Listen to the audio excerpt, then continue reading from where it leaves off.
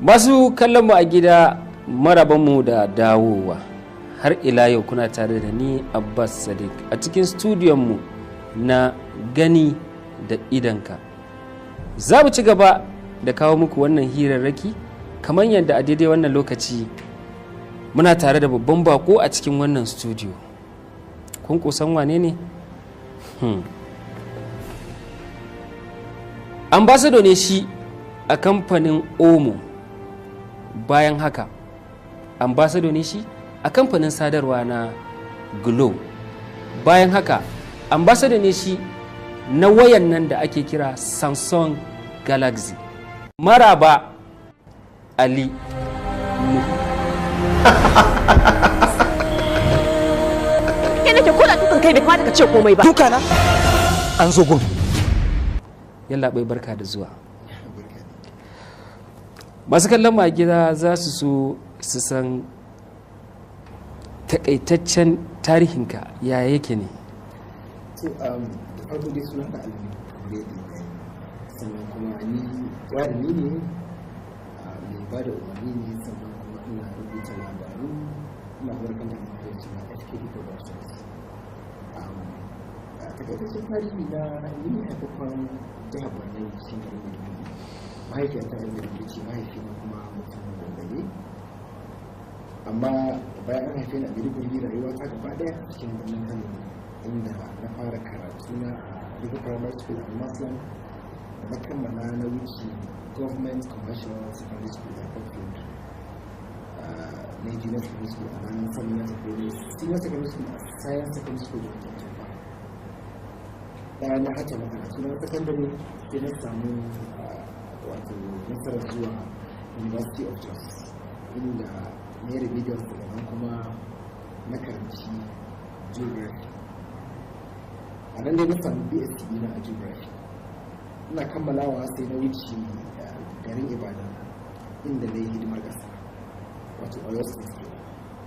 Ina hakan wannan sai na dawo gida Kano na ci gaba da sana'ar shirya fina-finai daga wani lokacin har zuwa yanzu kuma a cikin masana'antar. Alhamdulillahi. To ya aka yi yallaɓai ya samu kansa tun a wancan lokaci a matsayin mai sha'awan zama jarumi? To, wato sha'awar zama jarumi abu ne dama wanda tun a yaranta ina da shi. To lokacin da nake jami'a sai wata ran naga talla wadda NTA suka sa akan suna buƙatar mutane wanda su zo a yi musu gwaji saboda yin shiri da su. Sai na je na kasance cikin alaƙar da wannan gwajin na kuma yi nasara aka zaɓe ni aka bani rawar da zai ciki. Yadda aka yi na fara shirya da kenan kuma na fara ne da wani shiri na NTA din da suna based on true story na turanci wadda a wani sanin shi da rai. A wani shekara kenan? Wato wannan abin ya faru ne tun 1994.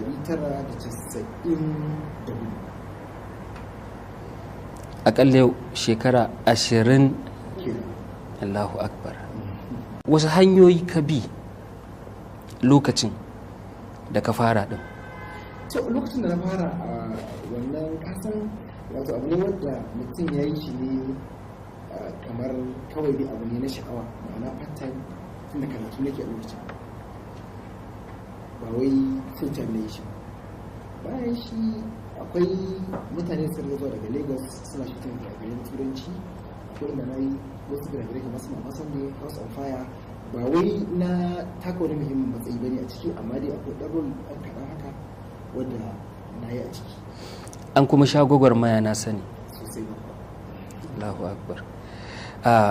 Za ka iya tuna banda wancan TV series za ka iya tuna home video naka na farko?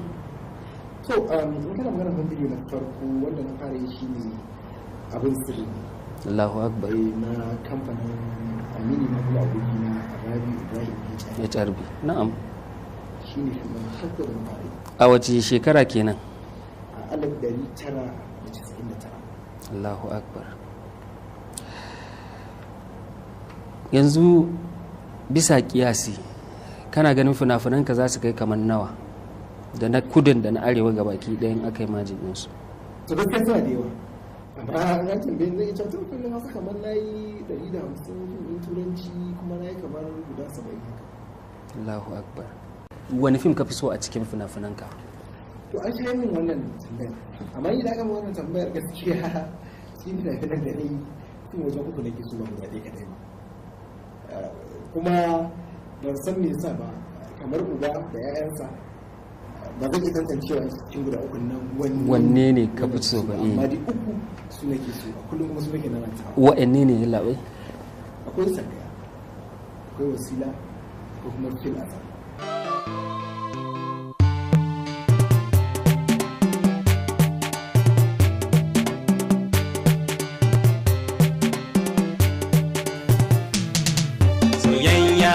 Ka so dan uwanka, so shi tsakaninka da mai sama Allah ko Rasulallah.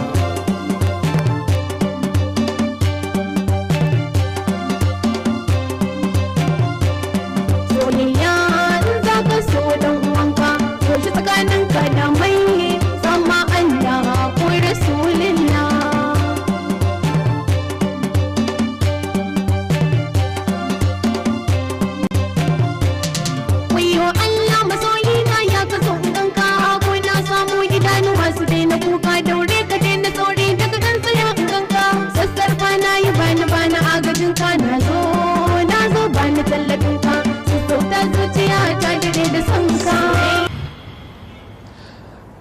To bari mu ɗauki sangaya.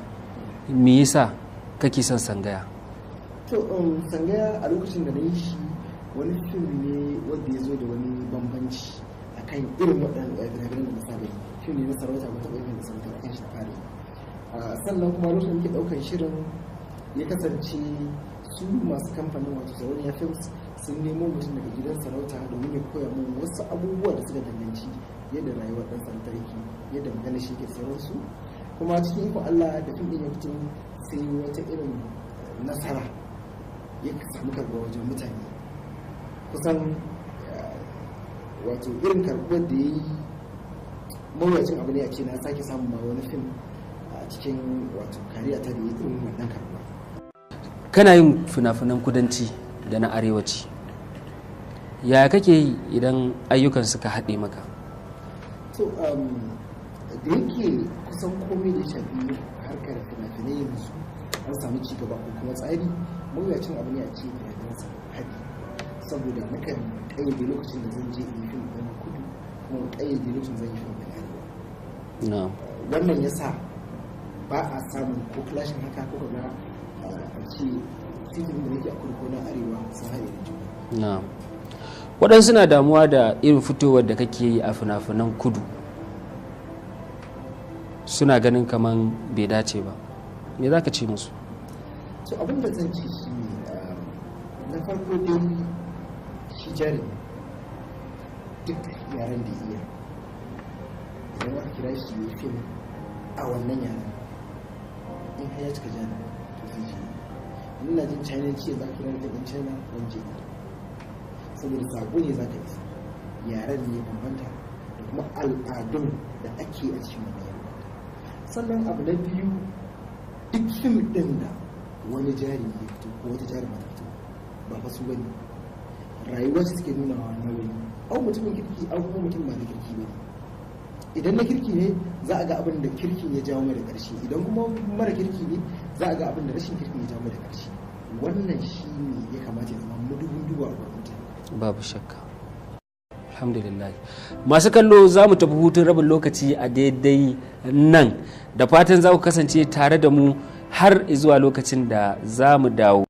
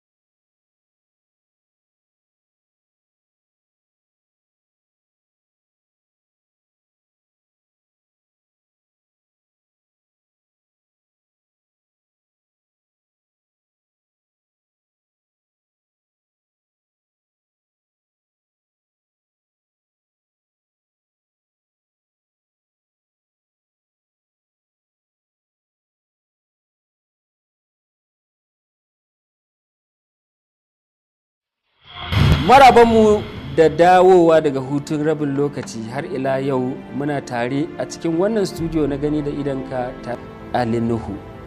Yalla bai barkanmu da dawowa.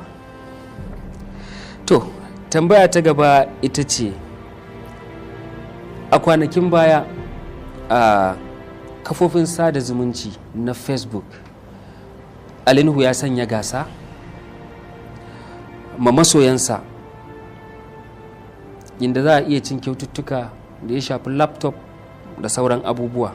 Muna so kai mana ƙarin haske akan wannan. So wannan magana ta saka gasa a Facebook na ji labarin shi, amma zahirin gaskiya ba account na ba, ban san da wannan magana ba, ban sa wata gasa saboda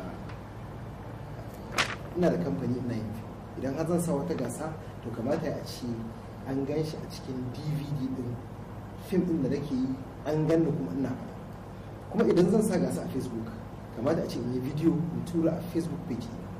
Ya kamata mutane su fahimci wani abu daya, mutane na buɗe Facebook page da sunayen wanda ba nan bane. Ni page dina Facebook sun yi verifying din shi, idan kai duba za ka ga ina da wato mutane da suke bi na a Facebook suna ɗimbin yawa, sannan kuma akwai wani badge na verification wanda Facebook suka sa don su tabbatar da cewa sahihin account ne na. Amma bayan haka sauran account da suke cewa wani a matsayinka na fan ɗina ka ci kyautar kaza ko ka ci kyautar kaza da ƙarya ne. Babu wata gasa da na saka, babu kuma wata kyautar da ke bayarwa. To, masu kallon mu a gida kun ji, don Allah don annabi kar wani ya yaudare ku ya muku 419 a matsayin yallaɓai ne, ba shi ba ne. Tambaya ta gaba,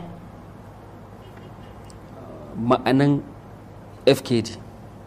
Masoya da yawa sun san FKD, masoyan FKD ne, suna goyon bayan FKD 100%, amma ba su san menene ma'anan FKD ba. So FKD suna ne da mahaifiyarsa, kuma yana nufin Fatima Kardiram Dima. Fatima Kardiram Dima ma'anar FKD kenan. Yana da fassara ne? Eto suna ne ba wani abu ne. Dima suna ne na sarauta, Kardiram kuma suna ne na yare wato na barbarci ke. Fatima kuma suna ne naturally suna da yankawa da kowa ya sani. Mun gode da wannan amsa. Sai tambaya ta gaba, akwai 'yan kallo da yawa da ke ma jarumi Alinuhu kallon mutum mai girman kai. Wani haske za ka ba su akan wannan? To akan wannan har kullum abin da ke ce mutane shi ne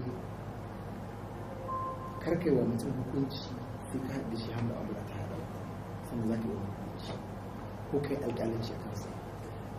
Sannan kuma ni wani mutum ne wadda mawuyacin abu ne mutum ma ya gani saboda yawan aiki da nake, ko ina nan location din, ko ina can location din, ko kuma ina can ina ba da umarni, ko ina studio ko na abu da mutum haka. Gani na shi ne ba aiki, mutum bai gana ba balle ma har yake cewa na haɗa wani na yi kaza ko na yi kaza da shi. To kuma masoyin mu da ke kallon mu a fim akasari akan samu wata matsala wani lokaci da wasu. Matsala ko ita ce mutum yana kallon ka a fim kuma abin da yake so shi ne ya kasance kullum yana tare da kai, kullum yana ma waya. To kuma gaskiya ba zai iya ba. Dalili ko shi ne masu son kowane daga cikin musu na da. Sannan kuma in mutum zai ce yanzu waya kawai zai tsaya ta amsawa, to ina tabbatar muku da cewa idan mutum ya buɗe layin sai kai har waye wa kai ya sake kaiwa gari yana amsa wani bidiyon amsa wani. To wannan shi ne yanayi. Idan Allah ya haɗa mu da kai ba ga yadda zamu mu'amala, amma in ba mu haɗu ba bai kamata kai mun alƙalanci kace ga yadda nake. Duniya ta ɗauka cewa akwai gaba a tsakanin Sarki Alinuhu da mawaƙi Nura M Inuwa. Menene gaskiyan wannan batu? Na sha jin wannan magana, amma na ji ta dariya tsaye bai.